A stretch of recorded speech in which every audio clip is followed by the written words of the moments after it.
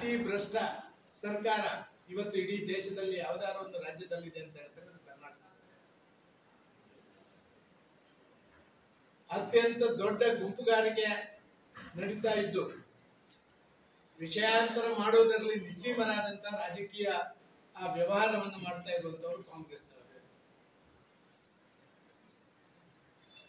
ಇತ್ತೀಚೆಗೆ ಅವರು ನಡೆಸ್ತಾ ಇರುವಂತಹ ಗೂಂಡ ಆ ಒಂದು ರಾಜಕಾರಣ ಎಷ್ಟರ ಮಟ್ಟಿಗೆ ನಡೀತಾ ಇದೆ ಅಂತ ಹೇಳಿದ್ರೆ, ಒಬ್ಬ ಶಾಸಕ ವಿಧಾನ ಪರಿಷತ್ನ ಶಾಸಕನನ್ನ ಮೊನ್ನೆ ಹೇಗೆ ಅವರು ಪೊಲೀಸನ್ನ ಬಳಸಿಕೊಂಡು ಒಂದು ರೀತಿಯಲ್ಲಿ ಅವರಿಗೆ ಅವರ ಜೀವಕ್ಕೆ ಥ್ರೆಟ್ ಕೊಡುವಂತ ಕೆಲಸ ಕಾರ್ಯಗಳನ್ನು ಮಾಡಿದ್ದಾರೆ ನೀವು ಕಂಡಿದ್ದೀರಿ.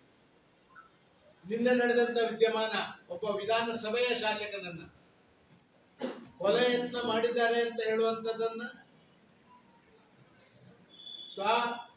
ಆ ಕೃತ್ಯದ ಮುಖಾಂತರ ಮಾಡಿದ್ದನ್ನು ನೀವು ಕಂಡಿದ್ದೀರಿ. ಒಂದು ಗೂಂಡ ರಾಜಕಾರಣ ಕಿಟಿಮಿಟಿ ಇದೆ. ಒಂದು ಗೂಂಡ ರಾಜಕಾರಣ ಅದನ್ನು ಜನ ಒಪ್ಪಿಕೊಳ್ಳಿಕ್ಕೆ ತಯಾರಿಲ್ಲ. ಇವತ್ತು ರಾಜ್ಯ ಜನ ಎಲ್ಲರೂ ದುಡಿಲಿಕ್ಕೆ ತಯಾರಿದ್ದಾರೆ, ದುಡಿದು ಬದುಕಲಿಕ್ಕೆ ತಯಾರಿದ್ದಾರೆ. ಆದ್ರೆ ಯಾವುದೋ ಒಂದು ಗೂಂಡಾಗಿರಿ ರಾಜನೀತಿಯಲ್ಲಿ ವಿಶ್ವಾಸ ಖಂಡಿತವಾಗಿ ಇಟ್ಕೊಳ್ಳುವುದಿಲ್ಲ ಅಂತ ಹೇಳುವಂಥದ್ದಿದೆ. ಇವತ್ತು ಎಲ್ಲವನ್ನ ಕೂಡ ತಮ್ಮ ಅಧೀನದಲ್ಲಿರುವಂತಹ ಸಂಸ್ಥೆಗಳ ಮುಖಾಂತರವೇ ತನಿಖೆ ಮಾಡ್ತಾ ಇರುವಂತ ಒಂದು ಕೆಟ್ಟ ರಾಜಕಾರಣ ಮಾಡ್ತಾ ಇದ್ದಾರೆ.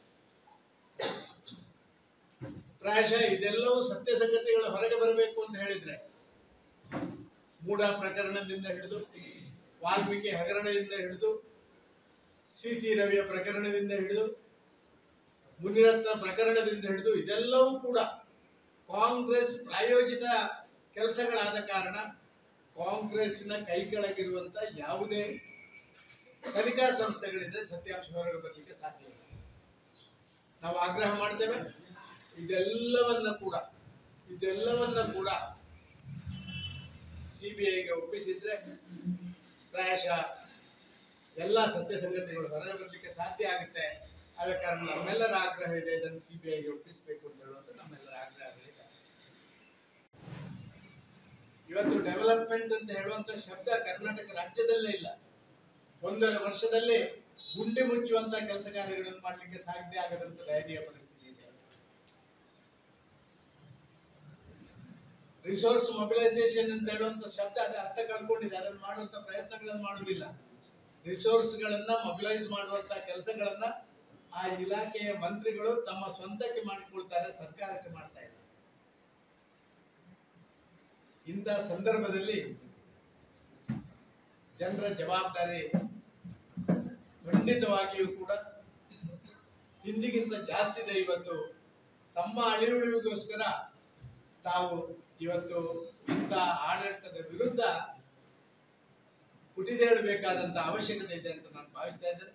ಆ ಕೆಲಸ ಕಾರ್ಯಗಳನ್ನ ಮಾಡಬೇಕು ಅಂತ ಹೇಳಿ ಜನರನ್ನ ನಾನು ಆಗ್ರಹ ಮಾಡ್ತೇನೆ. ನಾನು ಯಾರ ಬಗ್ಗೆ ಕೂಡ ಭಾರಿ ಆರೋಪಗಳನ್ನ ಮತ್ತೊಂದನ್ನು ಮಾಡ್ಲಿಕ್ಕೆ ಇಷ್ಟಪಡುತ್ತಿಲ್ಲ. ಯಾಕಂದ್ರೆ ಆರೋಪಗಳು ಸಾಮಾನ್ಯ ಜನರಿಗೆ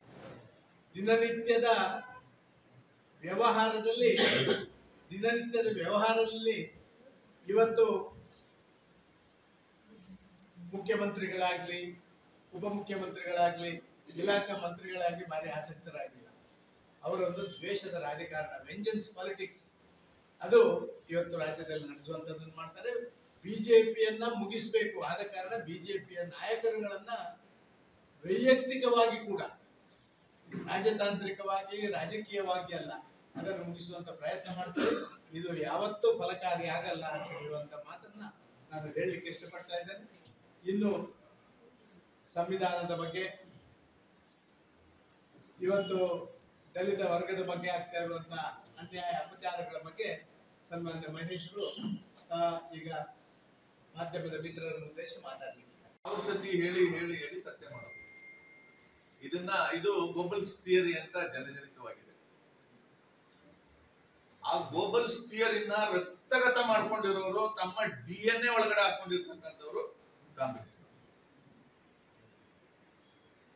ನೋಡಿ, ರಾಜ್ಯಸಭೆಯಲ್ಲಿ ಸನ್ಮಾನ್ಯ ಕೇಂದ್ರದ ಗೃಹ ಸಚಿವರು ಅಮಿತ್ ಶಾ ಜಿ ಅವರು ಸಂವಿಧಾನದ ಅಮೃತ ಮಹೋತ್ಸವದ ಸಂದರ್ಭದಲ್ಲಿ 2 ದಿನಗಳ ಡಿಬೇಟ್ ಡಿಬೇಟ್ ಅಲ್ಲಿ ಉತ್ತರ ಕೊಡ್ತಾ 1 ಗಂಟೆ 35 ನಿಮಿಷ ಮಾತಾಡಿದ್ದಾರೆ. 1 ಗಂಟೆ 35 ನಿಮಿಷದಲ್ಲಿ ಕಾಂಗ್ರೆಸ್ ಪಕ್ಷ ಬಾಬಾ ಸಾಹೇಬ್ ಅಂಬೇಡ್ಕರ್ ಅವರಿಗೆ ಹೇಗೆ ಅನ್ಯಾಯ ಮಾಡಿದೆ, ಮೋಸ ಮಾಡಿದೆ, ದ್ರೋಹ ಮಾಡಿದೆ ಅನ್ನೋದನ್ನ ಎಳೆ ಎಳೆಯಾಗಿ ಬಿಡಿಸಿಟ್ಟಿದ್ದಾರೆ. ಬಿಜೆಪಿ ಬಂದ್ರೆ ಸಂವಿಧಾನ ಬದಲಾವಣೆ ಮಾಡ್ಬಿಡ್ತಾರೆ ಅನ್ನುವಂತಹ ಗುಮ್ಮ ಇಡೀ ದೇಶದ ವಿಶೇಷವಾಗಿ ದಲಿತರಿಗೆ ಹೇಳಿ ಕಳೆದ ಲೋಕಸಭಾ ಚುನಾವಣೆಯಲ್ಲಿ ಒಂದಷ್ಟು ಶಕ್ತಿಯನ್ನ ಗಳಿಸಿಕೊಳ್ಳಿಕ್ಕೆ ಸಾಧ್ಯ ಆಯ್ತಲ್ಲ, ಈ ಘಟನೆಯನ್ನ ಇಟ್ಟುಕೊಂಡು ಸಂವಿಧಾನಕ್ಕೆ ನಿಜವಾಗ್ಲೂ ಅಪಚಾರ ಮಾಡಿರೋರು ಯಾರು ಅಂತ ಅಂಕಿಅಂಶಗಳ ಸಮೇತ ಹೇಳಿದ್ದಾರೆ. ಅದರ ಮಧ್ಯದಲ್ಲಿ ಕಾಂಗ್ರೆಸ್ನವ್ರಿಗೆ ಬಾಬಾ ಸಾಹೇಬ್ ಅಂಬೇಡ್ಕರ್ ಹೆಸರು ಹೇಳೋದು ಫ್ಯಾಷನ್ ಆಗ್ಬಿಟ್ಟಿದೆ. ಅಂಬೇಡ್ಕರ್ ಅಂಬೇಡ್ಕರ್ ಅಂತ ಹೇಳಿ ಫ್ಯಾಷನ್ ಆಗ್ಬಿಟ್ಟಿದೆ ನಿಮ್ಗೆ. ಅಂಬೇಡ್ಕರ್ಗೆ ದ್ರೋಹ ಮಾಡಿದವರು ನೀವು, ಅಂಬೇಡ್ಕರ್ಗೆ ಅನ್ಯಾಯ ಮಾಡಿದವರು, ಅಂಬೇಡ್ಕರ್ ಭಜನೆ ಮಾಡ್ತಾ ಇದ್ದೀರಿ, ಅಂಬೇಡ್ಕರ್ ಅಂಬೇಡ್ಕರ್ ಅಂತ ಭಜನೆ ಮಾಡ್ತಾ ಇದ್ದೀರಿ. ಅಂಬೇಡ್ಕರ್ಗೆ ಮಾಡಿರೋ ದ್ರೋಹದ ಪಾಪದ ಪರಿಹಾರಕ್ಕೆ ನೀವು ದೇವರ ಹೆಸರು ಹೇಳಿದ್ರೆ ನಿಮಗೆ ಸ್ವರ್ಗನಾದ್ರೂ ಸಿಕ್ತಿತ್ತು ಅನ್ನೋ ರೀತಿಯಲ್ಲಿ ಹೇಳಿದ್ದಾರೆ. ಇದು ವಾಸ್ತವ. ಈ ಮಾತನ್ನ ಹೇಳುವಾಗ ರಾಜ್ಯಸಭೆಯಲ್ಲಿ ಕಾಂಗ್ರೆಸ್ನವರು ಯಾರು ವಿಚಲಿತರಾಗಿಲ್ಲ, ಇನ್ಕ್ಲೂಡಿಂಗ್ ವಿರೋಧ ಪಕ್ಷ ನಾಯಕರು ಮಲ್ಲಿಕಾರ್ಜುನ್ ಖರ್ಗೆ ಅವರು ಕೂಡ ಸುಮ್ಮನೆ ಕೂತಿದ್ದಾರೆ ಉತ್ತರ ಇಲ್ಲದೆ. ಅದರ ಹೊರಗಡೆ ಕಾಂಗ್ರೆಸ್ನ ಸೋಷಿಯಲ್ ಮೀಡಿಯಾ ಏನು ಅಮಿತ್ ಶಾ ಅವರು ಅಂಬೇಡ್ಕರ್ ಅಂಬೇಡ್ಕರ್ ಅನ್ನೋದು ನಿಮಗೆ ಭಜನೆ ಆಗೋಗಿದೆ, ಪೂಜೆ ಆಗಿದೆ ನಿಮ್ಗೆ ಅಂತ ಹೇಳಿದ್ರು, ಫ್ಯಾಷನ್ ಆಗಿದೆ ಅಂತ ಹೇಳಿದ್ರು. ಅದಷ್ಟನ್ನ ಎತ್ಕೊಂಡು ಸೋಷಿಯಲ್ ಮೀಡಿಯಾದಲ್ಲಿ ಸ್ಪ್ರೆಡ್ ಮಾಡಕ್ ಶುರು ಮಾಡಿದ್ಮೇಲೆ ರಾಜ್ಯಸಭೆ ಒಳಗಡೆ ಗಲಾಟೆ ಅಂದ್ರೆ ಮಾತಿನ ಬರದಲ್ಲಿ ಮಾತಾಡಿರೋ ಮಾತನ್ನ ಕಾಂಗ್ರೆಸ್ನವರು ಕೂಡ ಸೀರಿಯಸ್ ಅಂತ ಮಾಡಿಲ್ಲ. ತಾವು ಸಮರ್ಥನೆ ಮಾಡ್ಕೊಳ್ತಾರೆ ಯಾವ್ದನ್ನ ನಾನ್ ಸಮರ್ಥನೆ ಮಾಡ್ತಾ ಇಲ್ಲ, ನಾನ್ ಸಮರ್ಥನೆ ಮಾಡ್ತಾ ಇಲ್ಲ. ಅಡ್ರೆಸ್ ಮಾಡ್ತಾ ಇರೋದು ಯಾರಿಗೆ ಅಂತಂದ್ರೆ ಕಾಂಗ್ರೆಸ್ನವ್ರಿಗೆ. ಅದು ಬಾಬಾ ಸಾಹೇಬ್ರಿಗೂ ಅಲ್ಲ ಅಥವಾ ದಲಿತರ ಕುರಿತು ಅಲ್ಲ, ಕಾಂಗ್ರೆಸ್ನವ್ರಿಗೆ. ಅದಕ್ಕೆ ಉದಾಹರಣೆ ಕೊಟ್ಟಿದ್ದಾರೆ, ಅದನ್ನ ನಿಮ್ ಮುಂದೆ ಹೇಳ್ಬಿಡ್ತೀನಿ ನಾನು. ಬಾಬಾ ಸಾಹೇಬ್ ಅಂಬೇಡ್ಕರ್ 1951ರಲ್ಲಿ 5 ಕಾರಣಗಳಿಗೋಸ್ಕರ ರಾಜೀನಾಮೆ ಕೊಟ್ಟಿದ್ದಾರೆ. ಮೊದಲನೇ ಕಾರಣ ಏನು ಅಂತಂದ್ರೆ, ಹೊಸ ಸಂವಿಧಾನ ಬಂದಿದೆ, ಈ ಸಂವಿಧಾನದಲ್ಲಿ ಅನುಚ್ಛೇದ 15 ಸೇರಿಸಿದ್ದೀನಿ ನಾನು. ಅನುಚ್ಛೇದ 15 ಏನು ಅಂದ್ರೆ ರೈಟ್ ಟು ಈಕ್ವಾಲಿಟಿ, ಸಮಾನತೆಯ ಹಕ್ಕಿದೆ. ಆದ್ರೆ ಹಿಂದೂ ಧರ್ಮದಲ್ಲಿ ಇರ್ತಕ್ಕಂಥ ಮಹಿಳೆಯರಿಗೆ ಸಮಾನತೆ ಇಲ್ಲ. ಹಿಂದೂ ಮಹಿಳೆಯರಿಗೆ ಪುರುಷರಷ್ಟೇ ಸಮಾನತೆ ಕೊಡಬೇಕು ಅಂತ ಹಿಂದೂ ಕೋಡ್ ಬಿಲ್ ಅನ್ನ ತಂದು ಮಂಡಿಸ್ತಾರೆ ಬಾಬಾ ಸಾಹೇಬರು. ಇದನ್ನ ಪಾಸ್ ಮಾಡಿಸಿ ಅಂತ ನೆಹರುಗೆ ಹೇಳ್ತಾರೆ. ಯಾಕೆ ಪಾಸ್ ಮಾಡ್ಬೇಕಾಗಿದೆ ಅಂತಂದ್ರೆ, ಸಂವಿಧಾನದ ಅನುಚ್ಛೇದ 15ನ್ನ ನೀವು ಪಾಲಿಸಬೇಕು. ಈ ಬಿಲ್ ಪಾಸ್ ಆಗ್ಲಿಲ್ಲ ಅಂದ್ರೆ ಸಂವಿಧಾನದ ಅನುಚ್ಛೇದ 15 ಉಲ್ಲಂಘನೆ ಆಗುತ್ತೆ. ಆ ಕಾರಣಕ್ಕೋಸ್ಕರ ಇದನ್ನ ನೀವು ಪಾಸ್ ಮಾಡ್ಬೇಕು ಅಂದಾಗ ಗಲಾಟೆ ಮಾಡಿ ಆ ಬಿಲ್ಲು ಪಾಸ್ ಆಗದೆ ಇದ್ದಂಗೆ ನೋಡ್ಕೊಂಡವ್ರು ಯಾರು? ಕಾಂಗ್ರೆಸ್ನವರು. ಆ ಕಾರಣಕ್ಕೆ ರಾಜೀನಾಮೆ ಕೊಟ್ಟಿದ್ರು. ಎರಡನೇದು, ಹಿಂದುಳಿದ ಜಾತಿಗಳಿದೆ ಭಾರತದಲ್ಲಿ. SC ST ಶೋಷಣೆಗೊಳಗಾಗಿರ್ತಕ್ಕಂಥ ಹಿಂದುಳಿದ ಜಾತಿಗಳನ್ನ ಗುರುತಿಸಿ ಅವರಿಗೆ ಉದ್ಯೋಗದಲ್ಲಿ ಮತ್ತು ಶೈಕ್ಷಣಿಕ ಸವಲತ್ತುಗಳಲ್ಲಿ ಮೀಸಲಾತಿಯನ್ನ ಕೊಡ್ಲಿಕ್ಕೆ ಹಿಂದುಳಿದ ವರ್ಗಗಳ ಆಯೋಗವನ್ನ ನೇಮಕ ಮಾಡ್ಲಿಕ್ಕೆ ಸಂವಿಧಾನದಲ್ಲಿ 340 ಸೇರಿಸಿದ್ದೀನಿ. ಅದನ್ನ ಜಾರಿ ಮಾಡಿ. 3 ಸರಿ ಮಂತ್ರಿ ಮಂಡಲದಲ್ಲಿ ಇದನ್ನ ತರ್ತಾರೆ ಬಾಬಾ ಸಾಹೇಬರು ಲಾ ಮಿನಿಸ್ಟರ್ ಆಗಿ. ಆದ್ರೆ ನೆಹರು ಸರ್ಕಾರ ಹಿಂದುಳಿದ ವರ್ಗಗಳ ಹಿತಾಸಕ್ತಿಯನ್ನ ಕಾಪಾಡೋದಕ್ಕೆ ಗಮನನೂ ಕೊಡಲ್ಲ. ಈ ಸರ್ಕಾರ ಹಿಂದುಳಿದ ವರ್ಗಗಳ ವಿರುದ್ಧ ಇದೆ, ಕಾಂಗ್ರೆಸ್ ಸರ್ಕಾರ ಅಂತ ರಾಜೀನಾಮೆ ಕೊಟ್ಟಾಚೆ. ಮೂರನೇ ಕಾರಣ ಏನು ಅಂತಂದ್ರೆ, ನೀವು ಮುಸ್ಲಿಮರಿಗೆ ಕೊಡುವಷ್ಟು ಪ್ರಾತಿನಿಧ್ಯವನ್ನ, ಪ್ರಾಶಸ್ತ್ಯವನ್ನ SC ST ಗಳಿಗೆ ಕೊಡ್ತಾ ಇಲ್ಲ. ಮುಸ್ಲಿಮರಿಗಿಂತ ಶೋಷಣೆಗೊಳಗಾಗಿರ್ತಕ್ಕಂಥವ್ರು SC ಗಳು. ಅವ್ರಿಗೆ ಯಾಕೆ ನೀವು ಮಲ್ತಾಯಿ ಧೋರಣೆ ಮಾಡ್ತೀರಿ? ಅವ್ರಿಗೆ ವಿಶೇಷ ಯೋಜನೆಗಳನ್ನ ತರಬೇಕು, ಅವರ ಅಭಿವೃದ್ಧಿ, ಆರ್ಥಿಕ ಅಭಿವೃದ್ಧಿಗೆ ಬೇಕಾದಂತ ಯೋಜನೆಗಳನ್ನ ತರಬೇಕು. ಆ ಕಡೆ ನಿಮ್ ಗಮನ ಹರಿಸ್ತಾ ಇಲ್ಲ. ಮಾತೆತ್ತಿದ್ರೆ ಮುಸಲ್ಮಾನರ ಪರವಾಗಿ ನಿಂತಿದ್ದೀರಿ ಕಾಂಗ್ರೆಸ್ ಸರ್ಕಾರ. ನನಗಿದು ಒಪ್ಪಿಗೆ ಇಲ್ಲ, ಆ ಕಾರಣಕ್ಕೆ ರಾಜೀನಾಮೆ. ನಾಲ್ಕನೇ ಕಾರಣ ಏನು ಅಂತಂದ್ರೆ, ಬಾಬಾ ಸಾಹೇಬ್ ಅಂಬೇಡ್ಕರ್ ಅರ್ಥಶಾಸ್ತ್ರದ ವಿದ್ಯಾರ್ಥಿ, ಆರ್ಥಿಕ ತಜ್ಞರು. ಇವತ್ತು RBI ಇದೆಯಲ್ಲ, ನಮ್ ಬ್ಯಾಂಕಿಂಗ್ ವ್ಯವಸ್ಥೆ ಇದೆಯಲ್ಲ ಸರ್, ಇಡೀ ದೇಶದ ಬ್ಯಾಂಕಿಂಗ್ ವ್ಯವಸ್ಥೆನ ಒಂದು ಸಿಸ್ಟಮ್ಯಾಟಿಕ್ ರೂಪಕ್ಕೆ ತರೋದಕ್ಕೆ ಕಾರಣ ಯಾರು ಅಂದ್ರೆ ಬಾಬಾ ಸಾಹೇಬ್ ಅಂಬೇಡ್ಕರ್. ಇವತ್ತು ಅಂಬೇಡ್ಕರ್ ಕಾರಣ. ಸೊ ಹಾಗಾಗಿ ನಾನು ಆರ್ಥಿಕ ತಜ್ಞ ಇದ್ದೀನಿ. ನನಗೆ ಯೋಜನಾ ಮಂತ್ರಿಯನ್ನ ಮಾಡಿ, ಹಣಕಾಸು ಮಂತ್ರಿಯನ್ನ ಮಾಡಿ, ಈ ದೇಶದ ಆರ್ಥಿಕ ಅಭಿವೃದ್ಧಿಗೆ ನಾನು ಅಡಿಪಾಯ ಹಾಕೊಡ್ತೀನಿ, ನನಗೆ ಅವಕಾಶ ಕೊಡಿ ಅಂತ ಕೇಳ್ಕೊಂಡ್ರು. ಫಸ್ಟ್ ನೆಹರು ಅವರು, ಎಸ್ ನೀವು ಡಿಸರ್ವಿಂಗ್ ಇದ್ದೀರಿ, ನಿಮಗೆ ಆರ್ಥಿಕ ಕ್ಷೇತ್ರದಲ್ಲಿ ಅಭಿವೃದ್ಧಿಯನ್ನ ಮಾಡಲಿಕ್ಕೆ ಬೇಕಾದಂತ ಯೋಜನಾ ಖಾತೆಯನ್ನು ನಿಮಗೆ ಕೊಡ್ತೀನಿ ಅಂತ ಹೇಳಿ 3 ಸಾರಿ ಪ್ರಾಮಿಸ್ ಮಾಡಿ ಮೋಸ ಮಾಡಿದ್ರು. ಇಷ್ಟೆಲ್ಲ ಅನ್ಯಾಯ ಮಾಡಿದಂತ ಅಂಬೇಡ್ಕರ್ ಹೆಸರು ಹೇಳಕ್ಕೆ ನಿಮ್ಗೆ ಯೋಗ್ಯತೆ ಇದೆಯಾ ಅಂತ ಪಾರ್ಲಿಮೆಂಟ್ ಅಲ್ಲಿ ಮಾತಾಡಿದ್ರು. ರಾಜೀನಾಮೆ ಕೊಟ್ಟ ಮೇಲೆ ನೆಕ್ಸ್ಟ್ ಏನಾಯ್ತು? ಡಾಕ್ಟರ್ ಅಂಬೇಡ್ಕರ್ ಅವರು 52ರ ಚುನಾವಣೆಯಲ್ಲಿ ಸ್ಪರ್ಧೆ ಮಾಡಿದ್ರು. ಮೊದಲ ಸಾರ್ವತ್ರಿಕ ಚುನಾವಣೆ. ಈ ಚುನಾವಣೆಯಲ್ಲಿ ನೀವು ಈ ಕಾಲಘಟ್ಟದಲ್ಲಿ ನಿಂತ್ಕೊಂಡು ಆ ಕಾಲಘಟ್ಟಕ್ಕೆ ಹೋಗಿ ಯೋಚನೆ ಮಾಡಿ. ಸಂವಿಧಾನ ರಚನೆ ಮಾಡಿ ಇಡೀ ಜಗತ್ತೇ ಮೆಚ್ಚುವಂತಹ ಸಂವಿಧಾನವನ್ನ ಕೊಟ್ಟಿರ್ತಕ್ಕಂತ ಸಂವಿಧಾನ ಶಿಲ್ಪಿ ಪಾರ್ಲಿಮೆಂಟ್ ಒಳಗಡೆ ಇರ್ಬೇಕ ಬೇಡ? ಈ ಕಾಲಘಟ್ಟದಲ್ಲಿ ನಿಂತು ಯೋಚನೆ ಮಾಡಿದ್ರು ಡಾಕ್ಟರ್ ಅಂಬೇಡ್ಕರ್ ಒಳಗಡೆ ಇರ್ಬೇಕಾಗಿತ್ತು ಅಂತ ಯೋಚನೆ ಮಾಡ್ತೀವಿ ನಾವು. ಆದ್ರೆ ನೆಹರು ಕಾಂಗ್ರೆಸ್ನವರು ಬಾಬಾ ಸಾಹೇಬ್ ಅಂಬೇಡ್ಕರ್ನ ಸೋಲಿಸಿದ್ರು. 53ರಲ್ಲಿ ಒಂದು ಭಂಡಾರ ಅನ್ನೋ ಲೋಕಸಭಾ ಕ್ಷೇತ್ರದಲ್ಲಿ ಉಪಚುನಾವಣೆ ನಡೆಯುತ್ತೆ, ಅಲ್ಲಿನೂ ಸೋಲಿಸಿದ್ರು. ಇದ್ರ ಪರಿಣಾಮ ಏನಾಗಿದೆ? ನಾನು ಒಬ್ಬ ಅರ್ಥಶಾಸ್ತ್ರದ ವಿದ್ಯಾರ್ಥಿಯಾಗಿ ಹೇಳ್ತೀನಿ.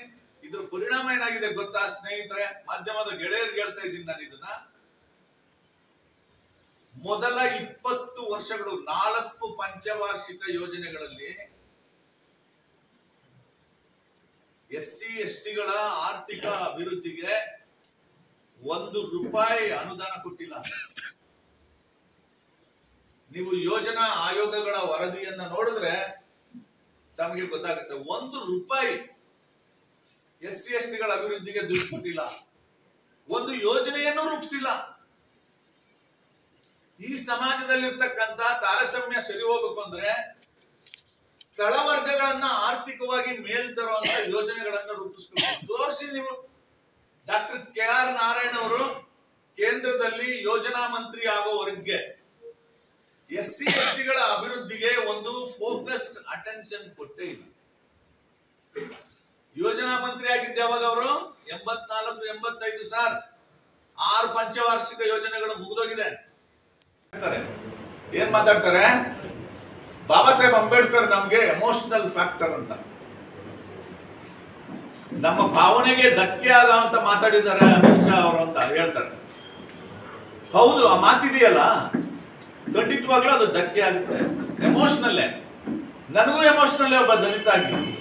ಆದ್ರೆ ನನ್ನ ಪ್ರಶ್ನೆ ಏನು ಅಂತಂದ್ರೆ, ನಮಗೆ ಬಾಬಾ ಸಾಹೇಬ್ ಅಂಬೇಡ್ಕರ್ ಎಮೋಷನಲ್ ಆಗಿ ಅಂತ ಹೇಳ್ತಾ ಇದೀವಿ, ಅದನ್ನ ಸೆಲೆಕ್ಟಿವ್ ಯಾಕೆ ಮಾಡ್ತೀರಿ ಅಂತ. ಸೆಲೆಕ್ಟಿವ್ ಆಗಿ ಯಾಕೆ ತಗೋತೀರಿ? ಬಾಬಾ ಸಾಹೇಬ್ ಅಂಬೇಡ್ಕರ್ನ ಸೋಲಿಸಿದ್ದು ನಮ್ಗೆ ಯಾಕೆ ಎಮೋಷನಲ್ ಆಗ್ಲಿಲ್ಲ? ಬಾಬಾ ಸಾಹೇಬ್ ಅಂಬೇಡ್ಕರ್ ರಾಜೀನಾಮೆ ಕೊಡುವಂತ ಸ್ಥಿತಿ ತಂದ್ರಲ್ಲ, ಅದ್ಯಾಕೆ ಎಮೋಷನಲ್ ಆಗ್ಲಿಲ್ಲ? ರಾಜೀನಾಮೆ ಕೊಟ್ಟೋದಕ್ಕೆ ಕಾರಣಗಳು ಇದು ಸರ್. ಆದ್ರೆ ನೆಹರು ಹೇಳಿರೋ ಕಾರಣ ಏನ್ ಗೊತ್ತಾ? ಜವಾಹರ್ಲಾಲ್ ನೆಹರು ರಾಹುಲ್ ಗಾಂಧಿ ಅವರ ತಾತ ಹೇಳಿರೋ ಮಾತೇನು ಗೊತ್ತಾ? ಅಂಬೇಡ್ಕರ್ಗೆ ಆರೋಗ್ಯ ಸರಿ ಇಲ್ಲ, ಅದಕ್ಕೆ ರಾಜೀನಾಮೆ ಕೊಟ್ಟಿದ್ದಾರೆ ಅಂತ. ಆದ್ರೆ ದಾಖಲೆಯಲ್ಲಿದೆ ಬಾಬಾ ಸಾಹೇಬ್ರು ಯಾಕೆ ನಾನು ರಾಜೀನಾಮೆ ಕೊಟ್ಟಿದ್ದೀನಿ ಅಂತ ಹೇಳಿ. ಸೊ ಇದು ನನ್ನ ಸಮುದಾಯಕ್ಕೆ ಎಮೋಷನಲ್ ಆಗಲ್ಲ ನೋಡಿ. ಹೋಗ್ಲಿ, ಬದುಕಿರುವಾಗ ಒಬ್ಬ ಮನುಷ್ಯನ ವಿರೋಧ ಮಾಡೋದು, ದ್ವೇಷ ಮಾಡೋದು ಇದ್ದೇ ಇರುತ್ತೆ. ಆದ್ರೆ ನಮ್ಮ ಪರಂಪರೆ, ಭಾರತೀಯ ಪರಂಪರೆ ಏನು ಅಂದ್ರೆ, ಒಬ್ಬ ವ್ಯಕ್ತಿ ಸತ್ತಾಗ ಅವ್ರನ್ನ ಗೌರವಿಸುವಂಥದ್ದು, ಅವ್ರಿಗೆ ಬೇಕಾದನ್ನ ಕೊಡುವಂಥದ್ದು ನಮ್ಮ ಪರಂಪರೆ, ನಮ್ಮ ಸಂಸ್ಕೃತಿ. ಆದ್ರೆ ಬಾಬಾ ಸಾಹೇಬ್ ಅಂಬೇಡ್ಕರ್ ತೀರ್ಕೊಂಡಾಗ ದೆಹಲಿನಲ್ಲಿ ಅವರ ಶವ ಸಂಸ್ಕಾರ ಮಾಡ್ಲಿಕ್ಕೆ ಜಾಗ ಕೊಡ್ಲಿಲ್ವಲ್ಲ, ಅದು ಯಾಕೆ ನನ್ನ ಸಮಾಜಕ್ಕೆ ಎಮೋಷನಲ್ ಅಂತ ಅನ್ನಿಸ್ತಾ ಇಲ್ಲ? ಅದು ಅಮಿತ್ ಶಾ ಮಾತಾಡಿದ್ದ ಮಾತಿನ ಭರದಲ್ಲಿ ಮಾತಾಡಿರುವಂತ ಮಾತು ನಮ್ಗೆ ಎಮೋಷನಲ್ ಆಗ್ತಾ ಇದೆ. ಉದ್ದೇಶ ಪೂರ್ವಕವಾಗಿ ಅವಮಾನ ಮಾಡಿದ್ದಾರೆ ಬಾಬಾ ಸಾಹೇಬ್ರಿಗೆ, ಅದು ನಮ್ಗೆ ಎಮೋಷನಲ್ ಆಗಿಲ್ಲ, ಸಿಟ್ಟು ಬರಿಸ್ತಾ ಇದೆ. ಇದು ಯಾಕೆ ಅಂತಂದ್ರೆ, ಸದಾನಂದ ಗೌಡರು ಹೇಳಿದ್ರಲ್ಲ, ವಿಷಯಾಂತರ ಮಾಡೋದ್ರಲ್ಲಿ ನಿಪುಣರು ಅಂತ. ನೋಡಿ, ಈಗ ವಿಷಯಾಂತರ ಮಾಡಿಕೊಂಡು ಬಂದಿದ್ದಾರೆ. ಹಾಗಾಗಿ ಇವತ್ತು ಕಾಂಗ್ರೆಸ್ನವರು ಇಡೀ ರಾಜ್ಯದಾದ್ಯಂತ ಸಪ್ತಾಹ ಮಾಡ್ತಾ ಇದ್ದಾರೆ. ಸಪ್ತಾಹ, 1 ವಾರಗಳ ಕಾಲ ಅಮಿತ್ ಶಾ ವಿರುದ್ಧ ಹೋರಾಟ ಮಾಡ್ತಾ ಇದ್ದಾರೆ. ಸುಳ್ಳನ್ನ ಇಟ್ಕೊಂಡು ವಿಷಯಾಂತರ ಮಾಡಿ ಹೋರಾಟ ಮಾಡ್ತಾರಲ್ಲ, ಈ ಹೋರಾಟಕ್ಕೆ ಬೆಲೆ ಸಿಗಲ್ಲ. ನಾವು ಭಾರತೀಯ ಜನತಾ ಪಾರ್ಟಿ ಬಾಬಾ ಸಾಹೇಬ್ ಅಂಬೇಡ್ಕರ್ಗೆ ಮತ್ತು ಸಂವಿಧಾನಕ್ಕೆ ಎಷ್ಟು ಗೌರವ ಕೊಟ್ಟಿದ್ದೀವಿ ಅನ್ನೋದನ್ನ ಸಾಕ್ಷಿ ಸಮೇತ ಹೇಳ್ತಾ ಇದ್ದೀವಿ ನಾವು. ಸಂವಿಧಾನ ಬದಲಾಯಿಸ್ಬಿಡ್ತಾರೆ ಬಿಜೆಪಿ ಅಧಿಕಾರಕ್ಕೆ ಬಂದ್ರೆ ಅಂತ ಒಂದು ಮಾತು ಹೇಳ್ತಾರೆ. ನಿಮ್ಗೊಂದು ಉದಾಹರಣೆ ಹೇಳ್ತೀನಿ. ಇಲ್ಲಿವರೆಗೆ ಸಂವಿಧಾನಕ್ಕೆ ಆಗಿರ್ತಕ್ಕಂಥ ತಿದ್ದುಪಡಿಗಳು 106 ತಿದ್ದುಪಡಿಗಳಲ್ಲಿ 75 ಬಾರಿ ಕಾಂಗ್ರೆಸ್ನವರೇ ಮಾಡಿದ್ದಾರೆ. ನರೇಂದ್ರ ಮೋದಿ ಅವರ ಕಾಲದಲ್ಲಿ 8 ತಿದ್ದುಪಡಿ ಆಗಿದೆ. ಅಟಲ್ ಬಿಹಾರಿ ವಾಜಪೇಯಿ ಕಾಲದಲ್ಲಿ 13 ತಿದ್ದುಪಡಿ ಆಗಿದೆ. ಕಾಂಗ್ರೆಸ್ ಕಾಲದಲ್ಲಿ ಎಷ್ಟಿದೆ? 75. ಈ 75ರಲ್ಲಿ ಸುಮಾರು 6 ತಿದ್ದುಪಡಿಗಳು ತಿದ್ದುಪಡಿ ಅಲ್ಲ, ಅದು ಸಂವಿಧಾನದ ಮೂಲ ಸ್ವರೂಪವನ್ನೇ ನಾಶ ಮಾಡುವಂತ ತಿದ್ದುಪಡಿಗಳು. ಪ್ರಜೆಗಳ ಮೂಲಭೂತ ಹಕ್ಕನ್ನೇ ಕಿತ್ಕೊಳ್ಳುವಂತ ತಿದ್ದುಪಡಿಗಳು, ವಾಕ್ ಸ್ವಾತಂತ್ರ್ಯವನ್ನ ದಮನ ಮಾಡುವಂತ ತಿದ್ದುಪಡಿಗಳು. ಯಾವುದೇ ತಿದ್ದುಪಡಿ ಮಾಡಬೇಕಾದ್ರೆ ಸಂವಿಧಾನದಲ್ಲಿ ದೇಶದ ಪ್ರಜೆಗಳ ಅಭಿವೃದ್ಧಿಯ ಗಮನ ಇಟ್ಕೊಂಡು ತಿದ್ದುಪಡಿ ಮಾಡಬೇಕು ಅಂತ ಇದೆ.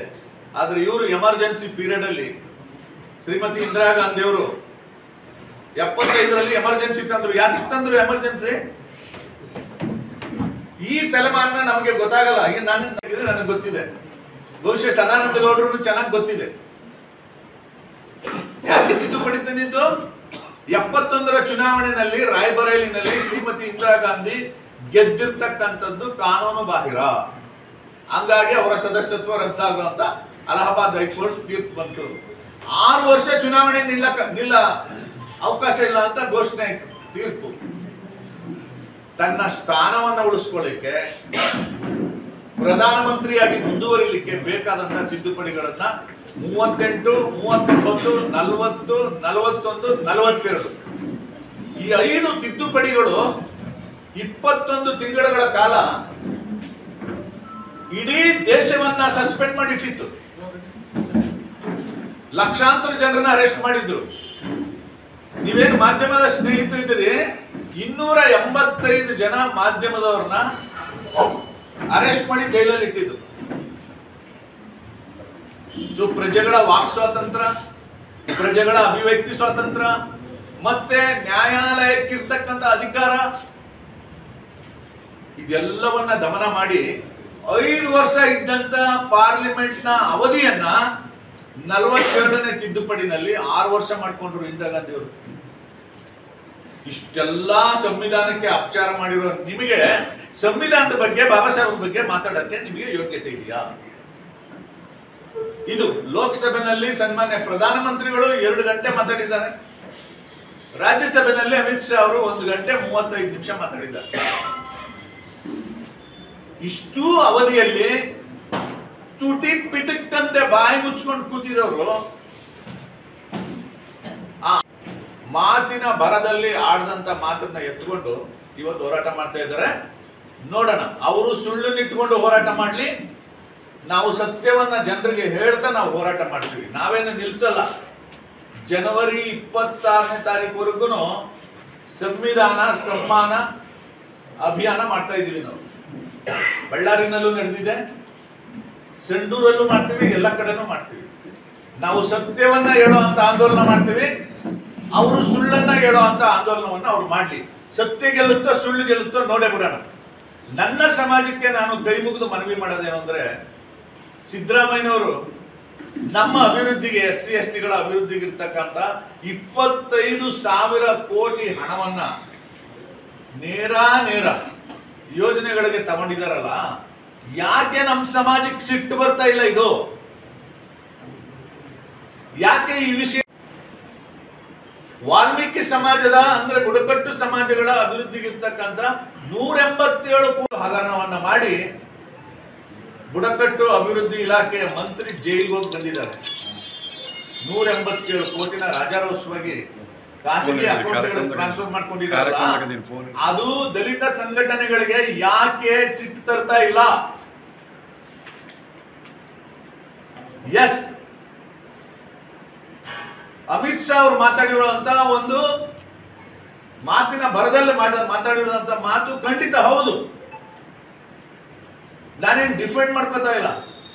ಆ ಮಾತು ಆಡಬಾರ್ದಾಗಿತ್ತು, ಅದ್ರ ಅಗತ್ಯ ಇರಲಿಲ್ಲ. ಆದ್ರೆ ಒಂದು ಸಣ್ಣ ತಪ್ಪನ್ನ ಹಿಡ್ಕೊಂಡು ದೊಡ್ಡ ಆಂದೋಲನ ರೀತಿ ಚಿತ್ರಿಸೋದು ಇದೆಯಲ್ಲ, ಇದು ಪ್ರಜಾಪ್ರಭುತ್ವದ ವ್ಯವಸ್ಥೆಯನ್ನ ದಿಕ್ತಪ್ಪಿಸ್ತಕ್ಕಂಥ ಕೆಲಸ. ಹಾಗಾಗಿ ನಾನು ಈ ಒಂದು ಪತ್ರಿಕಾಗೋಷ್ಠಿನಲ್ಲಿ ನಿಮ್ಮ ಮುಂದೆ ಹೇಳೋದೇನು ಅಂತಂದ್ರೆ, ಕಾಂಗ್ರೆಸ್ ಯಾವತ್ತೂ ಬಾಬಾ ಸಾಹೇಬ್ ಅಂಬೇಡ್ಕರ್ ಪರ ಇರಲಿಲ್ಲ, ಕಾಂಗ್ರೆಸ್ ಯಾವತ್ತೂ ದಲಿತರ ಪರ ಇರಲಿಲ್ಲ. ಅದಕ್ಕೆ ಸಾಕಷ್ಟು ಮಾಹಿತಿ ಕೊಟ್ಟಿದ್ದೀನಿ. ಇನ್ನ 100 ಉದಾಹರಣೆಗಳು ನನ್ನ ಹತ್ರ ಇದೆ.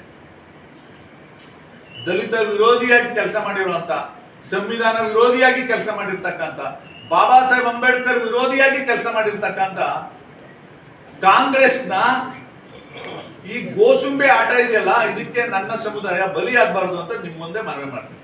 Thank you. ನಿಮ್ಮ ಮುಂದೆ ಇಟ್ಟಿದ್ದಾರೆ. ಕಾಂಗ್ರೆಸ್ ಹೇಗೆ ಇದನ್ನೆಲ್ಲ ಮುಚ್ಚುವಂತ ಕೆಲಸ ಮಾಡ್ತದೆ ಅಂತ ಹೇಳುವುದಕ್ಕೆ, ನಾಳೆ ಬೆಳಗಾವಿನಲ್ಲಿ ಕಾಂಗ್ರೆಸ್ ನಡೆಸ್ತಾ ಇರುವಂತ ಸಮಾವೇಶವು ಒಂದು ಉದಾಹರಣೆ. ಗಾಂಧಿ ಕಾಂಗ್ರೆಸ್ಸಿಗರ ಸೊತ್ತಲ್ಲ.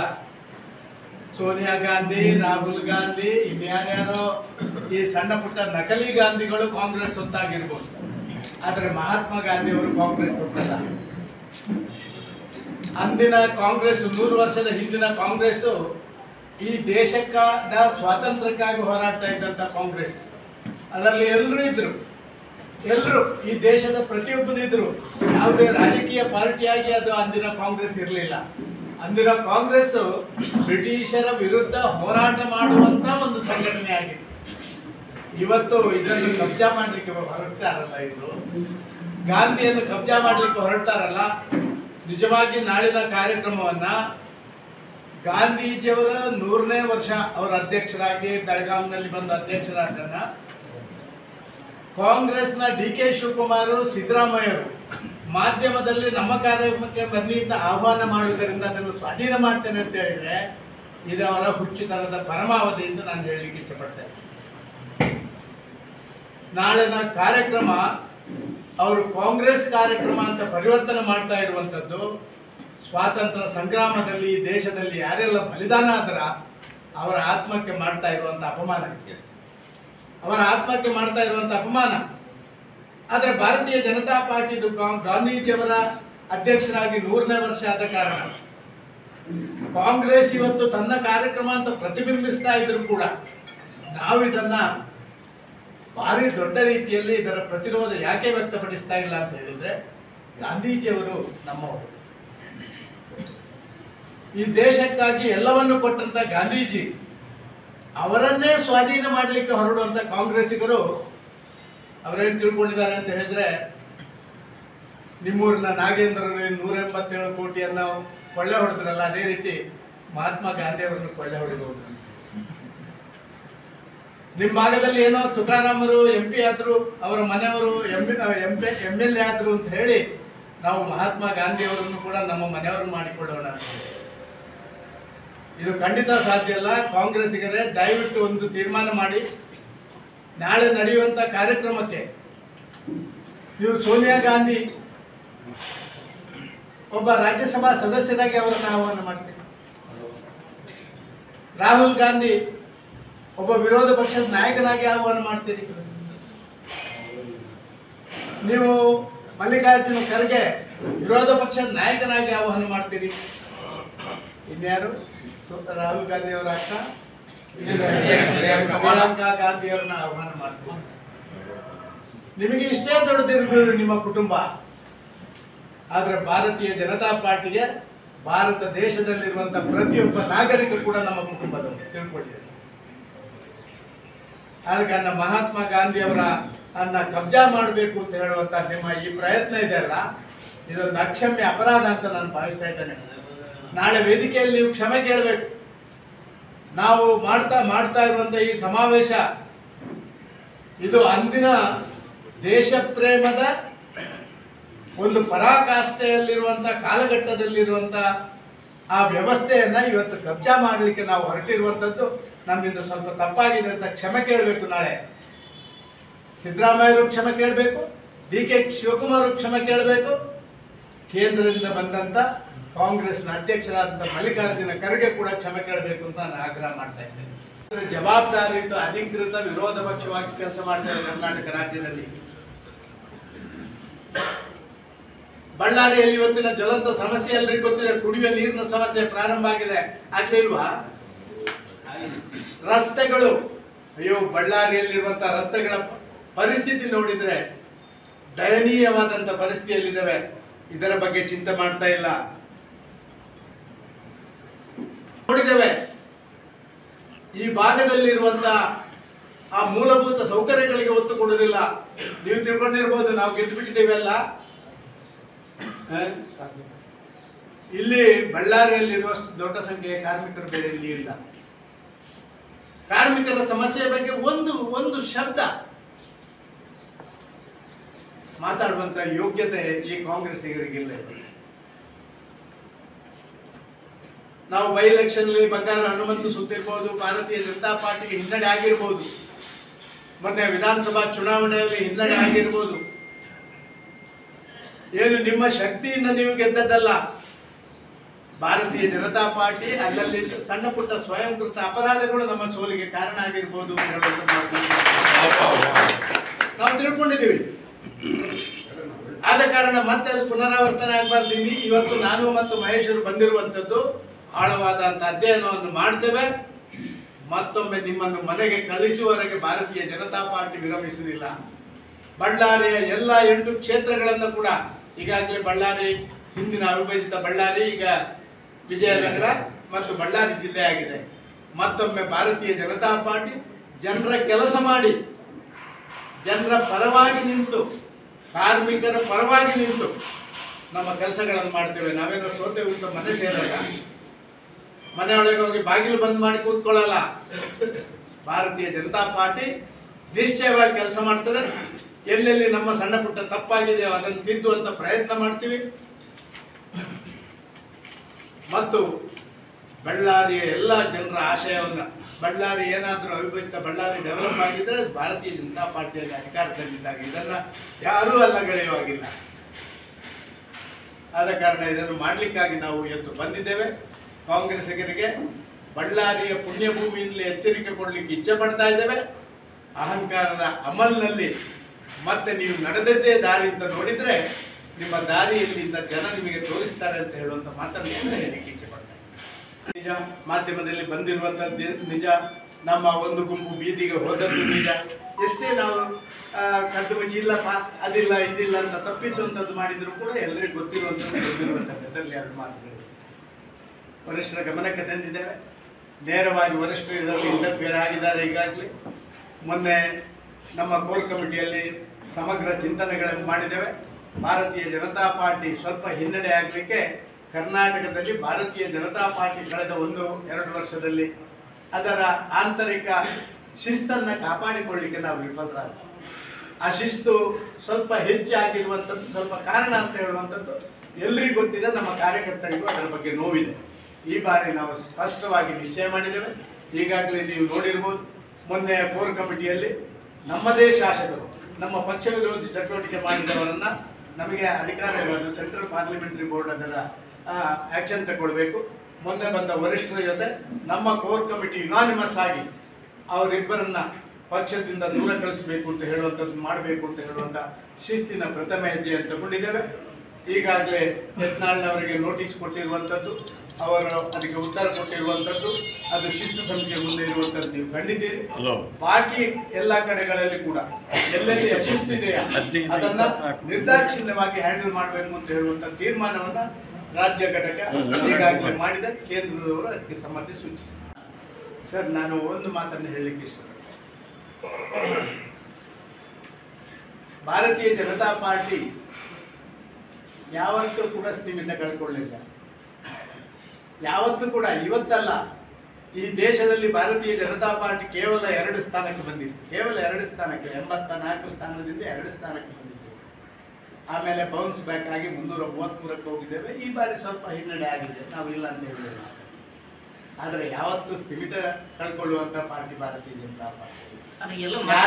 ಒಂದು ನಿಮಿಷ, ಯಾರು ಒಬ್ಬೊಬ್ಬ ವ್ಯಕ್ತಿ ಅಲ್ಲಿ ಮಾತಾಡೋ ಬರದಲ್ಲಿ ಸ್ವಲ್ಪ ಹೆಚ್ಚು ಕಡಿಮೆ ಅದನ್ನ ತಿರುಚುವಂತ ಪ್ರಯತ್ನದಲ್ಲಿ ಕಾಂಗ್ರೆಸ್ಸಿಗರು ಯಶಸ್ವಿಯಾಗಿರುವುದೇ ಇದಕ್ಕೆಲ್ಲ ಕಾರಣ. ಕಾಂಗ್ರೆಸ್ಸಿಗರು ಯಾವುದೇ ಮಾತನ್ನ ಅಮಿತ್ ಶಾ ಏನು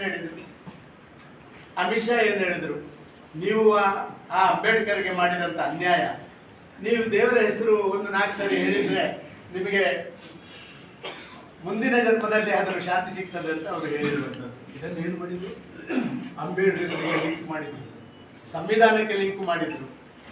ನಾವು ಅವರಷ್ಟು ಈ ಮ್ಯಾನಿಪುಲೇಷನ್ ಮಾಡೋದ್ರಲ್ಲಿ ಅವರಷ್ಟು ನಾವು ಹುಷಾರಿಲ್ಲ. ಹಾಗಾಗಿ ಈಗ ನಾವು ಸಿ.ಟಿ. ರವಿ ಅವರ ಬಗ್ಗೆ ನಾವು ಹೇಳಿದ್ದೀವಿ. ಸಿ.ಟಿ. ರವಿ ಅವರ ಬಗ್ಗೆ ಅವರಂಥದ್ದು ಹೇಳಲಿಲ್ಲ ಅಂತ ಹೇಳುವಂಥದ್ದನ್ನು ಅವರು ಹೇಳಿದ್ದಾರೆ. ನಮ್ಮ ವಿಧಾನ ಪರಿಷತ್ನ ಚೇರ್ಮನ್ ಕೂಡ ಹೇಳಿದ್ದಾರೆ, ಅಂಥದ್ದು ಯಾವುದೇ ದಾಖಲೆಗಳಲ್ಲಿ ಇಲ್ಲ ಅಂತ ಹೇಳಿದ್ದಾರೆ.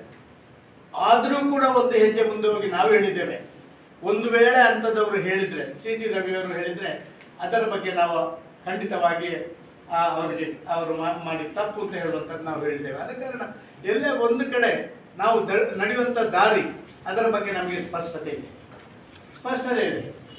ಈಗಾಗಲೇ ತನಿಖೆಗಳೆಲ್ಲ ನಡೀತಾ ಇದ್ದಾವೆ. ತನಿಖೆ ಆಗಲಿ ಅಂತ ನಾವು ಹೇಳಿದ್ದೇವೆ. ನಾವು ತನಿಖೆ ಇನ್ನೂ ಮೇಲ್ಮಟ್ಟದಲ್ಲಿ ಕೊಡಿ ಅಂತ ಹೇಳಿದ್ದೇವೆ. ಇದನ್ನೆಲ್ಲ CBIಗೆ ಎಲ್ಲವನ್ನ ರೆಫರ್ ಮಾಡಿ CBIಗೆ. ಆದರೆ ನೀವು ಹೇಳಿದ ರೀತಿಯಲ್ಲಿ ಒಂದು ಸಣ್ಣ ಸಂಶಯ ಜನರ ಮನಸ್ಸಲ್ಲಿದೆ, ಇಲ್ಲ ಅಂತ ನಾನೇನು ಹೇಳುವುದಿಲ್ಲ. ಬಿಜೆಪಿಯಲ್ಲಿ ಹಿಂಗೆಲ್ಲ ಆಗಿಬಿಡ್ತದಲ್ಲ ಅಂತ. ಈ ಹಿಂದೆ ಸದಾನಂದ ಗೌಡರು ಕೂಡ ಅಸಮಾಧಾನವನ್ನು ವ್ಯಕ್ತಪಡಿಸಿದ್ರು. ಲಾಸ್ಟ್ ಟೈಮ್ ನಮಗೆ ಬಿಜೆಪಿಯಲ್ಲಿ ನಮಗೆ ಸರಿಯಾದ ರೀತಿಯಿಂದ ಸ್ಪಂದಿಸ್ತಾ ಇಲ್ಲ ಅಂತೇಳಿ ತಾವೇ ಒಂದು ಸ್ಟೇಟ್ಮೆಂಟ್ ಅನ್ನು ಕೊಟ್ಟಿದ್ರಿ ಈ ಹಿಂದೆ. ಯಾವುದಕ್ಕೆ? ಈ ಟಿಕೆಟ್ ಆಕಾಂಕ್ಷ ಸಂದರ್ಭದಲ್ಲಿ ನಾನು 6 ತಿಂಗಳ ಹಿಂದೆ ನಾನು ಇನ್ನು ಮುಂದೆ ಚುನಾವಣೆಗೆ ಸ್ಪರ್ಧೆ ಮಾಡುವುದಿಲ್ಲ ಅಂತ ಹೇಳುವಂಥದ್ದು ಹೇಳಿದ್ದೆ. ನಾನು 30 ವರ್ಷಗಳ ಸುದೀರ್ಘ, ನನಗೆ ನನ್ನ ಪಕ್ಷ ಎಲ್ಲವನ್ನ ಕೊಟ್ಟಿದೆ. ನನ್ನಷ್ಟು ಒಂದು ಪಕ್ಷ ಕೊಟ್ಟವರು ಬೇರೆ ಯಾರಿಲ್ಲ. ನಾನು ಮುಖ್ಯಮಂತ್ರಿ ಆಗಿದ್ದೀನಿ, ಪಾರ್ಟಿ ಅಧ್ಯಕ್ಷ ಆಗಿದ್ದೆ, ವಿರೋಧ ಪಕ್ಷದ ಡೆಪ್ಯೂಟಿ ಲೀಡರ್ ಆಗಿದ್ದೆ, ವಿರೋಧ ಪಕ್ಷದ ನಾಯಕ ಆಗಿದ್ದೆ, ಕೇಂದ್ರದ ಮಂತ್ರಿ ಆಗಿದ್ದೆ. ಇದಕ್ಕಿಂತ ಹೆಚ್ಚು ಒಬ್ಬನಿಗೆ ಸಮಾಧಾನ ಇಲ್ಲ ಅಂತ ಹೇಳಿದ್ರೆ ಅವನು ಮನುಷ್ಯನೇ ಅಲ್ಲ. ಆದ ಕಾರಣ ನಾನು ಹೇಳಿದೆ, ನನಗೆ ಕೆಲಸ ಮಾಡಿದಂಥ ಲಕ್ಷಾಂತರ ಜನರ ಕೆಲಸ ಮಾಡಲಿಕ್ಕೆ ನನಗೆ ಅವಕಾಶ ಬೇಕು ಅಂತ ಹೇಳಿದರೆ ನಾನು ಅದರಿಂದ ದೂರ ಇದ್ದು ಪಕ್ಷದ ಕೆಲಸ ಮಾಡಬೇಕು ಅಂತ ಹೇಳಿ. ಆದರೆ ನನ್ನ ಪಕ್ಷದ ಮಾಜಿ ಮುಖ್ಯಮಂತ್ರಿಗಳು, ಮಾಜಿ ಉಪಮುಖ್ಯಮಂತ್ರಿಗಳು, ಮಂತ್ರಿಗಳು ಎಲ್ಲ ಬಂದು, ಇಲ್ಲ ಸರ್ ನೀವು ಚುನಾವಣೆಗೆ ಸ್ಪರ್ಧೆಯೇ ಮಾಡಬೇಕು ಅಂತ ಹೇಳಿದಾಗ ಆಗಲೂ ನಾನು ಮಾಡಲ್ಲ ಅಂತ ಹೇಳಿದ್ದೆ. ನೀವು ಪಕ್ಷಕ್ಕಿಂತ ದೊಡ್ಡವರು ಅಂತ ಕೇಳಿದಾಗ ಅಲ್ಲಪ್ಪ ಆಯಿತು ನೀವು ಅಂತ ಒತ್ತಡ ಮಾಡಿದ್ರೆ ನಾನು ಮಾಡ್ತೇನೆ. ನಾನು ಅದರ ಆಕಾಂಕ್ಷಿ ಅಲ್ಲ, ನಾನೊಬ್ಬ ಸಂತೃಪ್ತ ರಾಜಕಾರಣಿ. ನನಗೆ ಎಲ್ಲ ಅವಕಾಶಗಳು ಸಿಕ್ಕಿದೆ. ಆದ ಕಾರಣ ಇನ್ನೂ ಕೂಡ ಬೇಕು ಅಂತ ಹೇಳುವುದರಲ್ಲಿ ಅರ್ಥನೇ ಇಲ್ಲ. ಸಾಯುವವರೆಗೆ ನನ್ನ ಶವ ಕೂಡ ಬಿಜೆಪಿಯ ಯಾವುದೋ ಒಂದು ಮಂತ್ರಿಯೋ ಮತ್ತೊಬ್ಬಾಗಿ ಆಗಬೇಕು ಅಂತ ಆ ರೀತಿಯ ರಾಜಕಾರಣ ಮಾಡುವಂಥ ಸಣ್ಣ ಮನಸ್ಸಿನ ನಾನು ನನಗೆ ಸರ್ಟಿಫಿಕೇಟ್ ಕೊಟ್ಕೊಳ್ಳುವುದಲ್ಲ, ಅದು ನನ್ನ ಮನಸ್ಸಿನ ಭಾವನೆ ಹಾಗೆ. ಸರ್, ಎಲ್ಲ ಒಂದು ಕಡೆ ಸರ್ಕಾರ ಬಿಜೆಪಿ ಅವರನ್ನ ಟಾರ್ಗೆಟ್ ಮಾಡಿದೆ ಅಂತ. ಯಾವುದು ಸರ್ಕಾರ? ರಾಜ್ಯ ಸರ್ಕಾರ ಎರಡಿದೆ, ಕೇಂದ್ರದಲ್ಲಿ ನಮ್ದೇ ಇದೆ, ರಾಜ್ಯ ಸರ್ಕಾರ ರಾಜ್ಯದ ಸರ್ಕಾರ. ಒಂದು ನಿಮಿಷ ಅಷ್ಟಾದ ಮೇಲೆ ನಿಮಗೆ ಸರ್, ಕರ್ನಾಟಕದಲ್ಲಿ ಕಾಂಗ್ರೆಸ್ನವರ ಆಂತರಿಕ ಪಕ್ಷದ ಎಷ್ಟು ಪರಾಕಾಷ್ಠೆಯಲ್ಲಿದೆ ಅಂತ ಹೇಳಿದ್ರೆ, ಅವರು ಡೆಸ್ಪರೇಟ್ ಆಗಿಬಿಟ್ಟಿದ್ದಾರೆ. ಈ ಡೆಸ್ಪರೇಟ್ ಆಗಿಬಿಟ್ಟಂತ ಈ ಸಂದರ್ಭಗಳಲ್ಲಿ ಯಾರ್ಯಾರನ್ನು ಟಾರ್ಗೆಟ್ ಮಾಡಬೇಕು ಅಂತ ಹೇಳುವಂಥ ಪ್ರಯತ್ನಗಳಲ್ಲಿ ಭಾರತೀಯ ಜನತಾ ಪಾರ್ಟಿಯನ್ನು ಅವರು ಇಟ್ಕೊಂಡಿದ್ದಾರೆ. ಭಾರತೀಯ ಜನತಾ ಪಾರ್ಟಿಯಲ್ಲಿ ಒಂದಷ್ಟು ಕಾರ್ಯಕರ್ತರು ವಿರೋಧ ಪಕ್ಷದಲ್ಲಿ ಇದ್ದರೂ ಕೂಡ ಅವರು ಇನ್ನೂ ಕೂಡ ಸುಮ್ಮನೆ ಕೂತು, ಈ ಕಾಂಗ್ರೆಸ್ನವರೆಲ್ಲ ನೋಡಿ ಹೇಗೆ ಅಂತ ಹೇಳಿದ್ರು, ಸೋತ್ ಬಿಟ್ರೆ ಅವರು ಮತ್ತೆ ಕಾಣೆ, ಮತ್ತೆ 5 ವರ್ಷ ಕಳೆದ ಮೇಲೆ ಎಲ್ಲೋ ಪ್ರತ್ಯಕ್ಷ ಆಗ್ತಾರೆ. ಬಿಜೆಪಿಯವರು ಹಾಗೆ ನಮ್ಮನ್ನು ಕೂಡ ನಿಲ್ಲಿಸಬೇಕು, ಇವರ ಈ ಭ್ರಷ್ಟಾಚಾರವನ್ನು ಬಯಲಿಗೆಳಿದ್ದಾರೆ, ಇವರು ಮಾಡುವಂಥ ಈ ಕಮಿಷನ್ ಇದನ್ನ ನಾವು ಇವತ್ತು ಹೊರಗೆ ಹಾಕ್ತಾ ಇದ್ದೀವಿ, ಅವರ ದುರಾಡಳಿತದ ಬಗ್ಗೆ ಜನರಿಗೆ ಎಚ್ಚರಿಕೆ ಕೊಡ್ತಾ ಇದ್ದೇವೆ ಅಂತ ನಮ್ಮನ್ನು ಟಾರ್ಗೆಟ್ ಮಾಡ್ತಾ ಇದ್ದಾರೆ.